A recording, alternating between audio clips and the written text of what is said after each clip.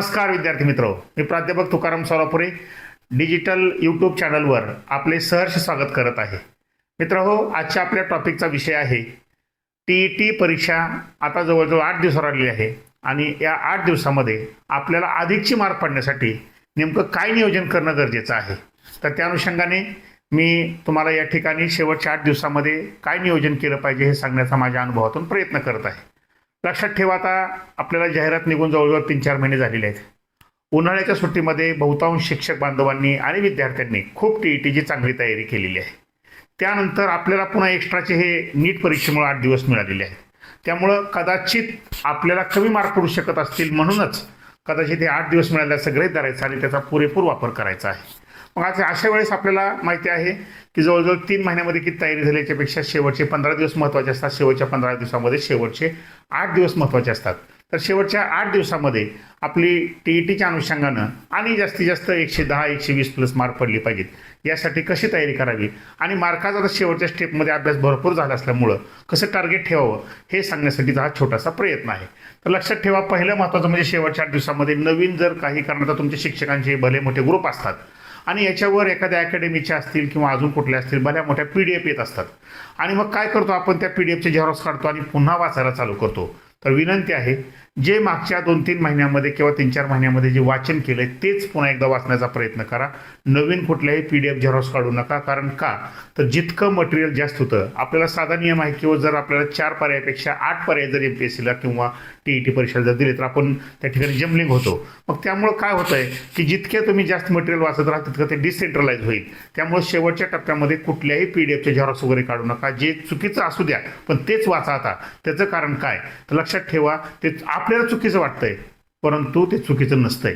म्हणून काय करा, तेच मटेरियल म्हणजे ओल्ड इज गोल्ड या पद्धतीनं जे तुम्हाला पूर्वी मटेरियल तुम्ही वाचत होता, तुम्हाला मी सुरुवातीच्या कालखंडामध्ये रेफरन्स बुक सांगितली होती, तेच रेफरन्स बुक पुन्हा एकदा वाचण्याचा प्रयत्न करा.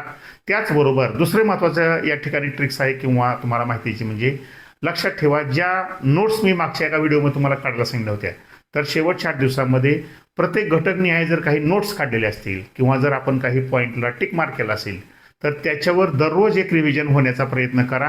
कारण का, तर आता 8 दिवसावर परीक्षा आली आहे आणि रिव्हिजनला खूप महत्त्वाचं स्थान असतंय. तर त्या ज्या नोट्स असतील त्याच्यावर रिव्हिजन टाकण्याचा प्रयत्न करा. त्यानंतर आपण आता मेन मुद्द्याकडे येऊया. ते महत्त्वाचं म्हणजे आपले जे 5 घटक आपल्या परीक्षेला TET महाराष्ट्र राज्य परीक्षा परिषदेने दिले आहेत, त्या प्रत्येक घटकांची नेमकी तयारी कशी करायची आहे. तर त्यातला पहिला घटक आहे ते म्हणजे मराठी व्याकरण आणि लेखन काय असेल ते. याच्यावर 30 प्रश्न आहेत आणि आपलं पहिल्यापासून टार्गेट ठेवलं आहे की मराठीचा एकही मार्क जाऊ द्यायचा नाही, कारण ते आपल्या हातातली मार्क आहेत. मग अशा वेळेस शेवटच्या 8 दिवसामध्ये आणखी काय वाचन करणं गरजेचं. मला माहिती आहे आपण या ठिकाणी खूप चांगली तयारी केली आहे, तरी पण प्रयोगासारखा टॉपिक असेल, संधीसारखा असेल, त्याचबरोबर समास असेल, अलंकार असतील, शब्दाच्या शक्ती असेल, रस असेल, हे जे महत्त्वाचे टॉपिक आहेत त्याच्यावर आणखी 1 ते 2 वेळा ओझरत्या रिव्हिजन होणं गरजेचं आहे. जे टॉपिक सोपे आहेत, उदाहरणार्थ वर्णमालिका असेल, अजून कुठले असतील ज्याच्यावर तुम्हाला माहिती प्रश्न असतात परंतु ते सोपे आहेत, त्याच्यावर जास्त वेळ द्यायची गरज नाही. हे करत असताना लक्षात ठेवा, आपण व्होकॅब्युलरी कधी आपलं वाटतं ते का आता समानार्थी शब्द, विरुद्धार्थी शब्द हे काय वाचायचं का, आमचं वय आहे का, म्हणून आपण ते वाचनात आलेले नाहीत आताचे आणि वाटतं की नाही पर्याय बघितलं त्याचं उत्तर येतंय. पण पेपर सेटर लक्षात ठेवा, TETच्या पेपरमध्ये CTET MPSC या सगळ्याचं मिश्रण असतं. त्यामुळे पेपर सेटर हा 4ही पर्याय जवळजवळ सारखेच टाकण्याचा प्रयत्न करत असतोय. त्यामुळं ते सोपं आहे, हे सोपं आहे असं म्हणण्यामध्ये ते टाळू नका. म्हणजेच काय, तर जे व्होकॅब्युलरीचे घटक आहेत, मग समानार्थी शब्द असतील, विशेषतः त्याच्यामध्ये लक्षात ठेवा शुद्ध शब्द म्हणजे आपण सहज म्हणतो काय, सहाय्यक हा शब्द म्हणजे ओळखा, शुद्ध शब्द ओळखा आणि मग तो सहाय्यक ह्या शब्दाला आपण यला य असा असणारा शब्द बरोबर म्हणतो, पण सहाय्यक कुठल्याही स्वरूपाचा या ठिकाणी जोडाक्षर वगैरे आलेला नाही, तो शब्द योग्य असतो. त्याचबरोबर आकाशशिवाय आपण मातोश्री म्हणतो, मग मातोश्री हा शब्द जनरली आपण या स्वरूपात लिहायचा प्रयत्न करतो, परंतु हे चुकीचं आहे. तर मातोश्री हा शब्द लक्षात ठेवा या स्वरूपाचा बरोबर आहे. म्हणजे हे जर आपल्याला हे आलं तर लक्षात ठेवा त्याच्यावरची 1-2 मार्क या ठिकाणी जाऊ शकतात. म्हणून शुद्ध शब्द असेल, थोडक्यात काय व्होकॅब्युलरी इथून पुढं किमान 2 वेळा वाचण्याचा प्रयत्न करा. कारण एकूण टोटल जे काही तुमचे 30 मार्क आहेत त्यापैकी 14 ते 15 प्रश्न किंवा मार्क ही व्होकॅब्युलरीवर आहेत आणि नेमका तोच आपल्या वाचनात आलेला नसतो आणि आलेला असेल तर खूप चांगला आहे. त्यामुळं तुमच्या पद्धतीनं आपण किती वाचले पूर्वी व्होकॅब्युलरी असेल ते करण्याचा प्रयत्न करा आणि जे अवघड टॉपिक आहेत तेच वाचण्याचा प्रयत्न करा. जे सोपे टॉपिक आहेत ते शेवटच्या आठवड्यामध्ये मराठीचे वाचून आहेत अशा मताचा मी आहे. दुसरं महत्त्वाचं घटक आहे भाषा सेकंड जे असेल, काही जणांची इंग्रजी असेल आणि काही जणांची हिंदी असेल. जर तुमची हिंदी लँग्वेज असेल सेकंड तर तुम्हाला मराठीच्या लँग्वेजमध्येच बहुतांश घटक कव्हर होणार आहेत. त्यामुळे तुम्हाला एक्स्ट्रा काही तयारी करायची गरज लागणार नाही. फक्त लँग्वेजचा प्रॉब्लेम असल्यामुळं अजून जर तुम्ही हिंदी व्याकरणाचं एखादं पुस्तक वाचलेलं नसेल तर बाजारात जे काही तुम्हाला उपलब्ध पुस्तक असेल किंवा उपलब्ध माहिती असेल ती त्या ठिकाणी एकदा ओझरती वाचण्याचा प्रयत्न करा लँग्वेजच्या प्रॉब्लेममुळं. परंतु ज्यांची इंग्रजी त्या ठिकाणी भाषा आहे त्यांनी लक्षात ठेवा या ठिकाणी तुम्हाला जवळजवळ 6 घटकामध्ये संपूर्ण सिलेबसची म्हणजे डायरेक्ट इनडायरेक्ट असेल, क्वेश्चन टॅग असेल, व्हॉइस असेल, त्याचबरोबर डिग्री असेल, असे शॉर्टमध्ये जर काही त्या ठिकाणी तुम्हाला तयारी करण्याचा प्रयत्न झाला तर ते करा. आणि त्याचबरोबर तिथं सुद्धा व्होकॅब्युलरीवर तुम्हाला 4-5 प्रश्न किंवा 7-8-10 प्रश्न विचारण्याचा प्रयत्न होतो. तेव्हा व्होकॅब्युलरी तिथली सुद्धा करण्याचा प्रयत्न करा.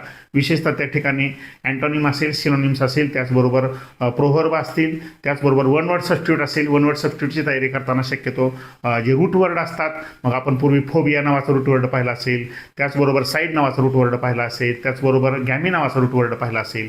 असे जे रूट वर्डनुसार तयारी केली तर त्या ठिकाणी तुम्हाला चांगले मार्क पडू शकतात. त्यामुळे इंग्रजीचे जी काही सेकंड लँग्वेज आहे अशा शिक्षक बांधवांनी किंवा विद्यार्थ्यांनी इथं 6 दिवसामध्ये म्हणजे सगळं टॉपिकचं डिव्हायडेशन करा आणि दररोज 1-2 टॉपिक जर त्या ठिकाणी करण्याचा प्रयत्न केला तर या 6 दिवसामध्ये तुमचे 12-14 टॉपिक असतात इंग्रजी व्याकरणामध्ये ते व्यवस्थितपणे होऊ शकतात.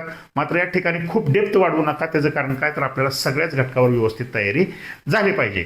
तर हिंदी असेल तर तुम्हाला एक्स्ट्रा काय तयारी करायची गरज लागणार नाही. मात्र हिंदी जर असेल आणि जर मराठी कच्चं असेल, कारण का मराठी व्याकरणामध्येच हिंदी होणार असल्यामुळं मराठीची खूप चांगली तयारी करा. कारण जवळजवळ मराठी आणि हिंदीमध्ये 60 मार्क तुमचे त्या ठिकाणी कव्हर होणार आहेत. त्यामुळं तो मुद्दा या ठिकाणी महत्त्वाचा आहे. त्यानंतर इथे म्हणजे बालमानसशास्त्र. आता बालमानसशास्त्रामध्ये आपल्याला माहिती आहे की साधारणपणे जे अध्यापनाच्या पद्धती असतील वगैरे असलं, आता जे तुमचं पाठ आहे जे पूर्वी अनुभवलंय वगैरे त्याला जास्त वेळ द्यायची गरज नाही. मात्र अध्यापनाच्या उपपत्ती, अध्ययनाच्या उपपत्ती असे जे काही महत्त्वाचे घटक आहे, न्यू एज्युकेशन पॉलिसी असेल, त्यानंतर ब्रिटिश कालखंडापासून आतापर्यंत शासनाचे शिक्षणविषयी काही धोरणं असतील, आपल्या शासनानं स्वातंत्र्यानंतर काही विशिष्ट प्रयत्न केले असतील, शिक्षणविषयी काही योजना असतील, या सर्वांची व्यवस्थितपणे माहिती शेवटच्या ज्यामध्ये का जे तुम्हाला पूर्वी D.Ed शिकत असताना B.Ed शिकत असताना झालंय त्याला जास्त वेळ द्यायची गरज नाही, किंबहुना ते वाचूही नाही.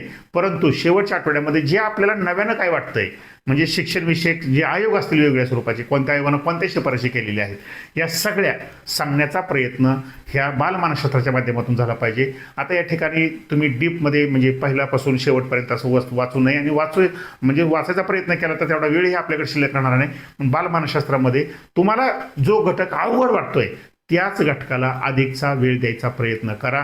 कारण सोपा घटक हा पूर्वी सोपा होता, आजही सोपा असणार, उद्याही सोपा असणार आहे.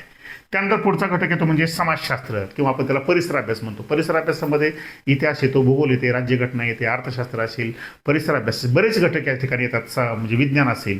परंतु समाजशास्त्र ज्यांची सेकंड मेथड आहे त्या शिक्षकांनी किंवा विद्यार्थ्यांनी आपल्याला 60 मार्क इथं कव्हर होणार आहेत.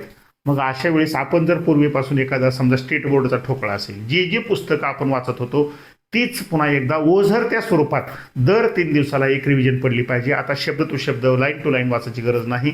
तर ओझरत्या स्वरूपात त्यावर दर 3 दिवसाला एक, म्हणजे आजपासून जर तयारी केली तर आज रविवार आहे गृहीत धरा, आज तुम्ही PYQ वगैरे बघत असाल, परंतु उद्यापासून सोमवार ते बुधवार एक रिव्हिजन ओझरत्या स्वरूपात पडली पाहिजे.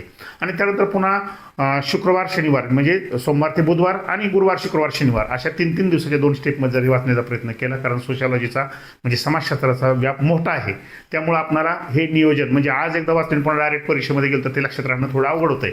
म्हणून दर 3 दिवसाला एक रिव्हिजन करण्याचा प्रयत्न त्या ठिकाणी करा, जेणेकरून तुमच्या 2 रिव्हिजन या ठिकाणी होऊ शकतील. कारण ज्याची सोशॉलॉजी मेथड आहे त्यांना 60 मार्क या ठिकाणी असणार आहेत आणि रेग्युलर ज्यांचं आहे पहिला पेपर किंवा जे काय असेल ते 30 मार्क असणार आहेत. त्यामुळे त्यांनीही या स्वरूपाचा अँगल ठेवायचा आहे. त्यानंतर महत्त्वाचा घटक येतो म्हणजे गणित आणि सायन्स असेल, समजा मेथड काय तर आजवर गणित असेल सायन्स या संदर्भात रेग्युलर जे विद्यार्थी त्यांना 30 मार्काला गणित आहे. पण ज्यांची मॅथमॅटिक्स मेथड आहे त्या विद्यार्थ्यांनी लक्षात ठेवा, आपल्या पाठीमागची PYQ आपण बघितलेली आहे, आपली जवळजवळ या ठिकाणी 60 मार्क जर कव्हर होत असतील तर त्या ठिकाणी खूप चांगली तयारी करणं गरजेचं आहे. त्याचबरोबर जे विद्यार्थी 30 मार्कासाठी आहेत समजा त्या ठिकाणी, तर त्यांनी सुद्धा अवघड टॉपिककडे आता जायचं नाही. जे विद्यार्थी अवघड टॉपिक करतात ते तुमचा वेळ होईल, टाइमपास होईल, त्यापेक्षा जे टॉपिक सोपे आहेत त्याला अधिकचा द्यायचा प्रयत्न करा, जेणेकरून पाठीमागची PYQ बघितल्यानंतर ज्या घटकावर तुम्हाला वाटतंय की हा टॉपिक माझ्यासाठी सोपा आहे परंतु अभ्यास न केल्यामुळे ह्याच्यावरचा प्रश्न वन लाईनर असताना सुद्धा मला आलेला नाही. अशाच टॉपिकवर शेवटच्या 6 दिवसामध्ये रिव्हिजन टाकण्याचा प्रयत्न करा किंवा गणित सोडवण्याचा प्रयत्न करा. त्याचं कारण काय, तर जे आपल्याला अवघड आहे ते येणार नाही, पुन्हा सोपे पण आपल्या हातात मार्ग घेऊन निघून गेली तर आताची संधी तशी जाऊ शकते. कृपा करून सगळेजण अलर्ट झालेले आहेत, आपण पण अलर्ट व्हा. त्याचबरोबर ज्यांची सायन्स मेथड आहे अशांनी 8वी 9वी 10वीचं सायन्स वाचला असेल किंवा अजून बरीच पुस्तकं वाचली असतील, पण समजा त्यातही आपण जर शेवटच्या स्टेपमध्ये अभ्यास करत आहे आणि अजूनही सायन्स आहे पण काय कळालं नसेल, तर माझा एक प्रामाणिकपणे सल्ला आहे की एकनाथ पाटलाच्या ठोकळ्यामध्ये जो काही त्यांचा MP साठी ठोकळा आहे त्या ठोकळ्यातलं सायन्स म्हणजे सामान्य विज्ञान नावाचा जो घटक आहे तो जर तुम्ही झेरॉक्स काढून घेतला असेल किंवा त्याची PDF उपलब्ध असेल किंवा तो ठोकळा तुमच्याकडे असेल तर त्यातलं जरी सायन्स केलं तरी बऱ्यापैकी लक्षात ठेवा तुम्हाला 60 पैकी 60 नाही परंतु 50-40 होईना जास्तीकडे मार्क पडण्याचा प्रयत्न होऊ शकेल. कारण का, त्याच्यामध्ये सायन्स अतिशय व्यवस्थितपणे दिलेला आहे आणि ते सायन्स जर तुम्ही आजपासून होतंय, जर आजपासून म्हणजे सोमवार ते बुधवार एक वेळेस वाचायचं आणि गुरुवार ते शनिवार असं एक वेळा वाचलं, असं 2 वेळा जरी सायन्स वाचलं, आज तुम्ही 0 आहात असं गृहीत धरा, तरीही तुम्हाला सायन्सचे बऱ्यापैकी प्रश्न या ठिकाणी येऊ शकतात. मग आता काय करायचं आहे, तर तुम्हाला सांगितल्याप्रमाणे जसं मराठी असेल अवघड टॉपिक करा आणि व्होकॅब्युलरी करा. इंग्रजीमध्ये जे काही तुम्हाला 13-14 टॉपिक आहेत व्याकरणाचे ते शॉर्टमध्ये त्याची डिव्हायडेशन करा आणि जेणेकरून 6 दिवसामध्ये परिपूर्ण होऊ शकेल. ते करत असताना व्होकॅब्युलरी हे करण्याचा प्रयत्न केला पाहिजे. बालमानसशास्त्राला लक्षात ठेवा, जे सातत्यानं टॉपिक जे तुम्हाला पूर्वी D.Ed. B.Ed. असताना झाले किंवा मधल्या काळात वाचून झाले त्यात वाचायची गरज नाही. ज्याच्यावर आधीचे प्रश्न विचारतात जे जमलिंगचे आहेत तेच वाचण्याचा प्रयत्न करा. त्याचबरोबर जे काही शिक्षणविषयक योजना असतील, ध्येयधोरण असतील, नवीन एज्युकेशन सिस्टीम असेल किंवा सरकारचं पहिलं धोरण दुसरं धोरण त्याच्यामध्ये काय सुचवलं होतं हे सगळं त्या ठिकाणी वाचण्याचा प्रयत्न करा. त्याचबरोबर महत्त्वाचं आहे समाजशास्त्रामध्ये तुम्हाला सांगितलं मी की दर 3 दिवसाला एक आवृत्ती तुमचं ते पहिल्या पेपरचा असतो किंवा जे सोशल मेथड आहेत त्यांचं पण असू द्या, अशा स्वरूपाची तयारी त्या ठिकाणी करण्याचा प्रयत्न करा. 2 वेळावरती टाकण्याचा प्रयत्न करा, कारण काही 8 दिवस मित्र असं म्हणेल जर रजा मिळत असेल तर टाकण्याचा प्रयत्न करा, कारण आपण आतापर्यंत शिकवत आलेलोच आहोत. आपल्याला असं वाटू नये की मी नाही गेलं तर शाळेचं काय होईल, सगळ्याचं सगळं चालत असतं. फक्त काय करायचं आहे, आपल्याला जर वाटत असेल की माझं अजून कुठेतरी कमतरता आहे किंवा मला जर वाटत असेल की माझी थोडंसं अजून पास होण्यासाठी प्रॉब्लेम येतो, तर जे काही समजा 8 दिवस असेल पण 2-3 दिवस रजा टाकून अभ्यास करण्याचा प्रयत्न करा. जर समजा 1-2 मार्कांना नापास झालं तर पुन्हा पुढची नोव्हेंबर-डिसेंबर महिन्यातली परीक्षा असेल त्याला तुम्हाला पहिल्यापासून सगळं वाचावं लागेल. मग 2-3 दिवसामुळं तुमचं काय असं नुकसान होणार नाही. आणि जरी झालं तरी आपल्यासाठी लक्षात ठेवा हे TET परीक्षा महत्त्वाची आहे, कारण सर्वोच्च न्यायालयाच्या निकालानुसार आपल्याला 1 सप्टेंबर 2028 पर्यंतच्या संधीमध्ये ही परीक्षा पास होणं बंधनकारक केलं असल्यामुळं तुम्हाला या ठिकाणी पास होणं गरजेचं आहे. त्यानंतर महत्त्वाचं म्हणजे गणित किंवा सायन्स मेथड हेही तुम्हाला मी सांगण्याचा ठिकाणी प्रयत्न केला. मग आता काय करायचं तर मराठीला 30 पैकी 30च मार्क घ्यायचा प्रयत्न करा. दुसरी लँग्वेज तुमची समजा हिंदी आहे तर हिंदीला 25 मार्क सहज पडू शकतात. आपण व्हिज्युलायझेशन करायचं म्हणायचं मला तेवढी पडणारच, तेवढी पडल्याशिवाय राहत नाही. त्याचबरोबर बालमानसशास्त्र असेल, काही जण या ठिकाणी खूप चांगली तयारी केली, काही जण 30 पैकी 25 घ्यायचा प्रयत्न करतील, पण माझ्या मताने मिनिमम जर तुम्ही या ठिकाणी 20 मार्क घ्यायचा प्रयत्न केला, कारण यावर्षी वेळ खूप चांगला मिळालेला आहे आपल्याला, त्यामुळे ते 20 मार्क पडू शकतील. आणि समाजशास्त्र जे काही जणांना 30 मार्क आला आहे त्यांना तिथेही 20 मार्क पडू शकतील, कारण काही तर सोशॉलॉजीचे काही प्रश्न असतील तुम्हाला कदाचित कमी वाचल्यामुळं किंवा वाचन न केल्यामुळे येणार नाहीत, परंतु लॉजिक व ट्रिक्सच्या आधारे सुद्धा याची उत्तरं येऊ शकतात. त्या संदर्भातला मी एक व्हिडिओ आपल्या यूट्यूब चॅनलवर म्हणजे लक्ष्य करिअर इन्स्टिट्यूट बार्शी या यूट्यूब चॅनलवर टाकलेला आहे, तो पहा. त्या ठिकाणी त्या ट्रिक्स दिल्या त्या आणि त्यानुसारही तुम्हाला त्या ठिकाणी काही प्रश्न येऊ शकतात. त्यानंतर गणित आणि सायन्स आहे, त्या ठिकाणी लक्षात ठेवा तुम्हाला गणिताला 30 पैकी 30 नाही परंतु कमीत कमी 15 आणि जास्तीत जास्त 20 मार्क त्या ठिकाणी पडू शकतात. आणि सायन्स मेथड आहे त्यांनाही मी तात्याच्या ठोकळ्यातलं सायन्स आहे ते व्यवस्थितपणे जर वाचलं, आजपासूनही 2दा वाचन होऊ शकतंय, तर तुम्हाला त्या ठिकाणी खूप चांगली मार्क पडू शकतात. अशा स्वरूपात जर तयारी केली तर माझ्या मताने हे 115 ते 120 मार्क होऊ शकतात. आपल्याला फक्त लक्षात ठेवा 90+ मार्क घ्यायचे आहेत, परंतु 90+ हे टार्गेट आपण पहिल्यापासून ठेवलेलंच नाही. आपलं टार्गेट हे 115-120+ असल्यामुळं तुमचं नक्कीच त्या ठिकाणी खूप चांगली मार्क पडू शकतील अशी मला आशा आहे. त्यामुळं इथून पुढेही आणखी 8 दिवस, कारण मागच्या वर्षभरापेक्षा शेवटच्या 6 महिन्यापेक्षा शेवटच्या महिन्यापेक्षा शेवटचे 8 दिवस खूप महत्त्वाचे आहेत. त्यामुळे या 8 दिवसामध्ये खूप चांगली तयारी करा, जेणेकरून आपण ही परीक्षा पास होऊन आपले जे स्वप्नपूर्ती आहे TET उत्तीर्ण व्हायची ती होऊ शकेल. अशा स्वरूपाचे अनेक व्हिडिओ जर आपल्याला ऐकायचे असतील तर माझं यूट्यूब चॅनल जे आहे ते सबस्क्राईब करा, लाईक करा, शेअर करा.